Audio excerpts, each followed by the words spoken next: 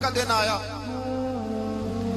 کئی دفعہ صحابہ کہے فتح نہیں ہوئی، میرے رسول نے فرمایا سویرے میں جھنڈا دوں گا اور جس کو دوں گا اسے اللہ فتح دے گا۔ حضرت سیدنا ابو ہریرہ کہتے ہیں میں نے کان میں پوچھا، میں نے کہا حضور وہ کون ہے جس کو آپ جھنڈا دیں گے؟ چلے مجھے کان میں بتا دیں وہ کون ہے۔ تو حضور نے فرمایا اس کا تعارف یہ ہے کہ وہ خدا سے بھی پیار کرتا ہے، محمد مصطفیٰ سے بھی پیار کرتا ہے۔ حضور کوئی ایک تعارف اور، تو حضور نے فرمایا خدا رسول بھی اس سے بڑا پیار کرتا ہے۔ حضرت علی صحابہ کہتے ہیں سارے منتظر رہے، حضرت عمر کہتے ہیں میں سویا ہی نہیں ساری رات کہ میرے ہاتھ جھنڈا آنے والا، سویرے مجھے ملے گی فتح کی ندید اور خوشخبری۔ فرماتے ہیں میں سویا ہی نہیں۔ حضرت علی سے پوچھا آپ کدھر تھے؟ جناب علی شیر خدا رضی اللہ تعالیٰ عنہ فرماتے ہیں میں تو اپنے کمرے میں سو رہا تھا، میری تو آنکھوں میں تکلیف تھی، میں سویا ہوا تھا، پتہ کیا بنا، کوئی آیا لے کے چلا گیا، کوئی عمر بھر بھی نہ پا سکا۔ میرے مولا تجھ سے گلا نہیں، یہ تو اپنا اپنا نصیب ہے۔ حضور سید عالم صلی اللہ علیہ وسلم نے فرمایا این علی ابن ابی طالب، علی ابن ابی طالب کو بلاؤ۔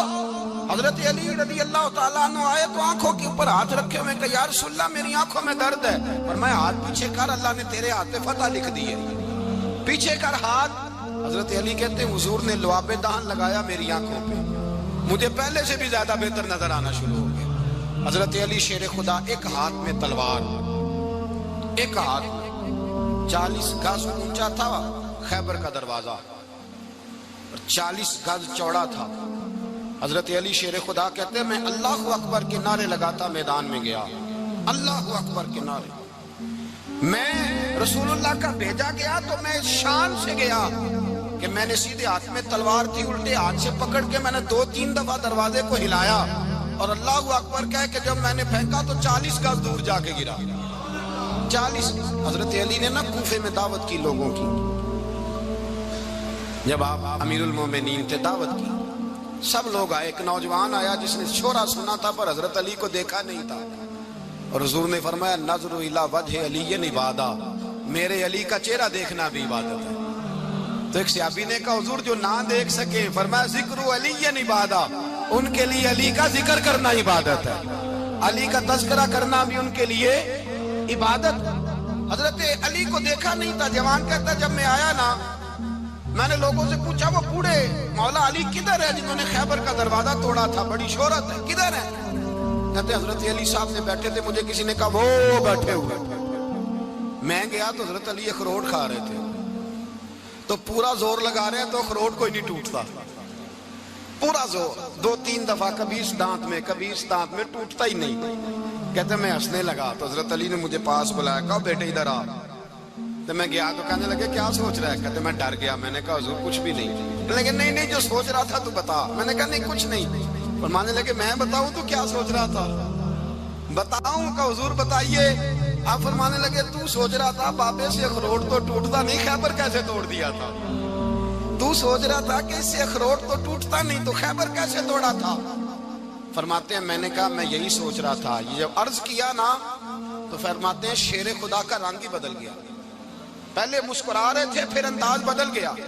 انہوں نے اپنے منہ سے وہ جو خروٹ لگا تھا جھاڑا، ہاتھ منہ جھاڑے، امامہ سیدھا کیا اور فرماتے ہیں شیر خدا بن کے بیٹھ گئے۔ کہنے لگے بیٹے اخروٹ کو چھوڑ، کوئی خیبر آ تو لا، میں ابھی بھی توڑنے کو تیار ہوں۔ خیبر کوئی ہے تو لا، میں ابھی بھی توڑنے کو۔ دیواریں ہلتی رہتی ہیں اور در کانپ جاتا ہے، علی کا نام سن کے اب بھی خیبر کانپ جاتا ہے۔ میں تو اس کو چھوڑ اخروٹ کو تو لا۔ کہتے ہیں میں نے کیفیت دیکھی تو حضرت علی کا تو رنگ ہی بدل گیا۔ میں نے کہا واقعہ یہ توڑ ڈالیں گے، یہ خیبر آج بھی یہ توڑ ڈالیں گے، کیفیت ہی بدل گئی۔ فرماتے ہیں شیر خدا مسکرائے، کہنے لگے بیٹا ڈرنا، مسئلہ سمجھ۔ کہا حضور کیا ہے؟ آپ فرمانے لگے اخروٹ میں جسم کی قوت سے توڑ رہا ہوں اور خیبر میں نے اپنے ایمان کی قوت سے توڑا تھا۔ میرے ایمان میں آج بھی بڑی قوت ہے، آج بھی اگر کفر للکارے گا، آج بھی اگر دین کا دشمن للکارے گا، علی کا جذبہ جہاد آج بھی بڑا جوان ہے، غیرت ایمانی آج بھی بڑی، دین کے ساتھ وفا کا رشتہ آج بھی بڑا میرا جوان ہے۔ تو بتا کوئی خیبر توڑنا ہے تو حضرت علی شیر خدا، ہر جگہ قربانی حضرت علی کی، جب مدینے میں نا حضور نے سب کو انصار اور مہاجرین کو بھائی بھائی بنا دیا تو حضرت علی چپ کر کے کھڑے ہیں. حضور نے فرمایا کیا سوچ رہے ہو؟ کہا حضور مجھے بھی تو کسی کا بھائی بنائے نا. حضور نے فرمایا انت اخی فی الدنیا والآخرہ، تو دنیا میں بھی میرا بھائی ہے، آخرت میں بھی میرا بھائی ہے. امام راضی نے لکھی ہے ایک بات، بڑی عجیب بات لکھی. امام راضی کہتے ہیں زمین پہ نبی پاک نے حضرت علی کو بھائی بنایا تھا تو آسمانوں پہ جبریل امین نے حضرت میکائیل کو بھائی بنا لیا. تو رب کریم نے پوچھا کیوں بھائی بن گئے ہو؟ کہا تیرے محبوب کا جلوہ دیکھ کے بن گئے. جس رات نبی پاک صلی اللہ علیہ وسلم ہجرت کر کے آئے نا، ایک کو حضور نے ساتھ لے لیا، امیر المومنین حضرت ابو بکر صدیق. ابو بکر دا پہلا نمبر کس کا ہے؟ دوسرا، تیسرا، چوتھا. یہ سبق بچوں کو یاد کرائیں. اب ہمارے لوگ مسئلے بھی قوالوں سے پوچھنے لگ گئے، فتویٰ بھی قوال کا چلتا ہے، اللہ ہی خیر کرے. حضرت ابو بکر صدیق کو حضور نے ساتھ لے لیا ہجرت کی رات، اور مولا علی شیر خدا کو بستر پہ سلایا. رستے میں بھی بڑا خطرہ تھا، پر بستر پہ اس سے زیادہ خطرہ تھا، اس لیے کہ جب چادر میں لپٹا ہوا کوئی شخص ہے تو کسی کو کیا پتا کون ہے. اگر آ کے وہ پردہ نہ ہٹاتے، ایسے ہی قتل کر دیتے تو کیا پرسانے حال ہوتا، کچھ بھی نہ ہوتا. امام راضی کہتے ہیں رب کریم نے فرمایا جبرائیل میکائیل تم دونوں کہتے تھے ہم بھی بھائی بھائی بن گئے ہیں، بتاؤ تم میں سے کوئی ایک دوسرے پہ جان قربان کرے گا جان؟ فرشتے خاموش ہو گئے. تو رب نے فرمایا اب نیچے ذرا جلوے تو دیکھو، علی میرے رسول پہ جان قربان کر رہا ہے، جاؤ دیکھو نا جا کے جلوے، تم تو بھائی بھائی بنے تھے. فرشتے عرض کرنے لگے مولا ہماری ڈیوٹی کیا ہے؟ فرمایا اب تمہاری ڈیوٹی یہ ہے کہ تم جاؤ زمین پہ، 2 تلواریں لے لو اور علی کی چارپائی کے اوپر کھڑے ہو جاؤ. اس نے میرے مصطفیٰ پہ جان قربان کی ہے، اس کی جان کی حفاظت کرو. وہاں کھڑے ہو جاؤ. فرشتے بھی کرتے ہیں تعظیم میری، فدا ہو کہ ان پر یہ عزت ملی ہے. حضرت شیر خدا مولا علی ہر میدان میں اول، ہر جنگ میں پہل. السابقون السابقون اولئک المقربون. اللہ فرماتا ہے سبقت لینے والے سبقت لے گئے، آگے گزرنے والے آگے گزر گئے، اور یہی لوگ ہیں جنہیں رب کا قرب نصیب ہوا. حضرت علی نے مکان نہیں بنایا، ساری زندگی مکان نہیں بنایا، کوئی کاروبار نہیں کیا ساری عمر. اب اس پہلو پہ بھی ذرا غور کریں. حضرت علی رضی اللہ تعالیٰ عنہ نے کوئی بینک بیلنس نہیں بنایا. صحابہ کرام علیہم رضوان فرماتے ہیں بڑے بڑے رشتے آئے سیدہ فاطمہ کے لیے، بڑے بڑے امیر کبیر لوگوں. حضور نے فرمایا میں رب کے فیصلے کا انتظار کر رہا ہوں. ایک دن تینوں یار ان لوگوں کا خلوص دیکھے مولا علی کے ساتھ، حضرت ابو بکر، حضرت عمر، حضرت عثمان.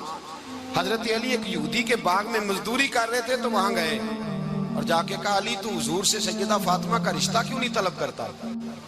تو حضرت علی کہنے لگے بھائیو نہ مکان ہے، نہ گھر ہے، نہ کچھ ہے، رشتہ کیسے مانگ لوں؟ کہا تو جا تو صحیح، ہمیں تو لگتا ہے رسول پاک تیرا انتظار کر رہے ہیں. مولا علی شیر خدا کہتے ہیں میں گیا اور جب میں حضور کی بارگاہ میں گیا تو انہوں نے مجھے یار تھے نا تیار کر کے بھیجا، مجھے لفظ بھی سکھائے کیا کہنے ہیں. لیکن جب میں وہاں پہنچا نا تو میرے اندر طاقت ہی ختم ہو گئی بولنے کی. سلام لے کے تو حضور کے پاس بیٹھ گیا. حضور نے فرمایا علی کیسے آئے ہو؟ تو میں خاموش. پھر پوچھا کیسے آئے ہو؟ میں خاموش. پھر پوچھا کیسے آئے ہو؟ میں خاموش.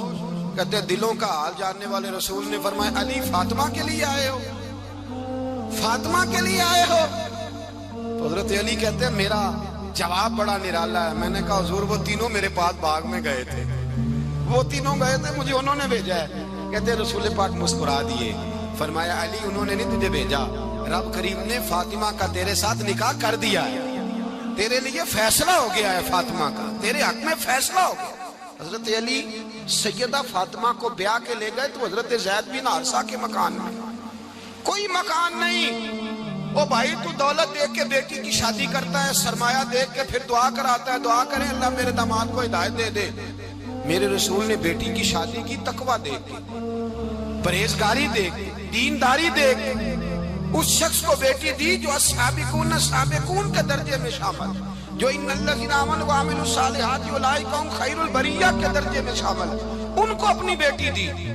حضرت علی شیر خدا رضی اللہ تعالیٰ عنہ فرماتے ہیں کہ سیدہ فاطمہ الزہرا کو میں بیاہ کے لایا، سارے گھر کے کام حضرت فاطمہ نے کیے.